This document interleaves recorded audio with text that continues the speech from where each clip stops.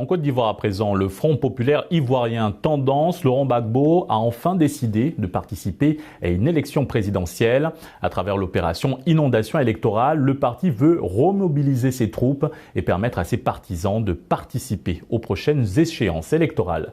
Le reportage d'Hippolyte Dié et Ferdinand Kouakou.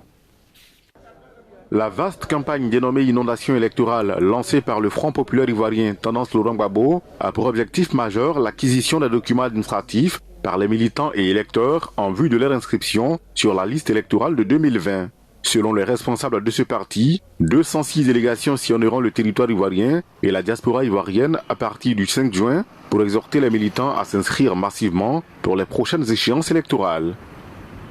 Concernant l'opération d'enrôlement pour les cartes nationales d'identité, le Front populaire continue de soutenir que son succès dépend de deux conditions importantes. 1. Sa gratuité et la démultiplication des centres d'enrôlement pour satisfaire effectivement les 11 millions de demandeurs ciblés par le gouvernement lui-même. Sur ce plan, le parti continue de se battre pour obtenir gain de cause. Mais en attendant, parce qu'il a pris la décision de participer à toutes les élections à venir, le FPI invite tout le peuple ivoirien à se faire établir ces documents nécessaires à sa participation aux élections.